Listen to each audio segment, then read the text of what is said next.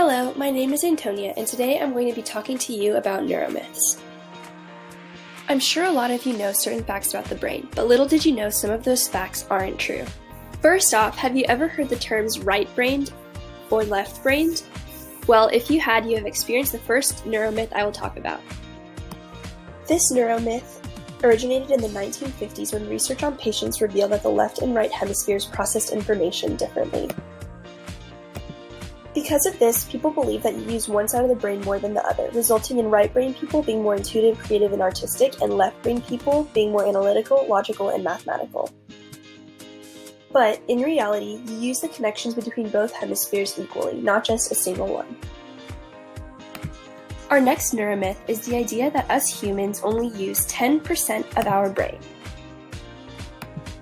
I'm sure you have all heard about this one. I know I thought this was true until I took my neuroscience class. But, in reality, we use all, that is, 100% of our brain. In fact, when we learn new things, we make new neurons and connections that span all across the brain. So, think of learning as a sort of workout for your brain. The more you do it, the faster and better your brain works. So, stay in school, kids. Learning helps.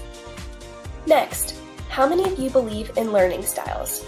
Many people, especially teachers, think that learners are either visual, auditory, or kinesthetic learners. But don't be fooled. This is just another neuromyth. In fact, there is no evidence that matching a teaching technique to a preferred learning style will improve learning. It's simply caught on because teachers develop these quote-unquote learning styles to match a student's learning preference. But it is simply that, a preference. There's no neuroevidence that enforces this idea of learning styles. What I do recommend, though, is taking some time to think through what your learning preference is, so that when you get older and just throughout your studies, you can start using this preference so that you can learn better and get great grades in the future. Finally, do you think that listening to classical music as a child makes you smarter?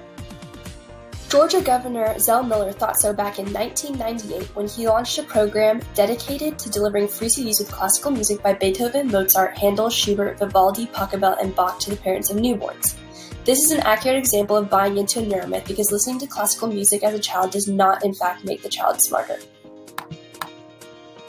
However, it is proven that playing a musical instrument improves cognitive ability, so if you would like to give your brain a nice workout to grow stronger and stronger, pick up an instrument and play your heart out. That is all we have time for today, but just remember these neuromyths. Always be careful with what you believe in and make sure you research a fact before believing it is true. Hope you enjoyed!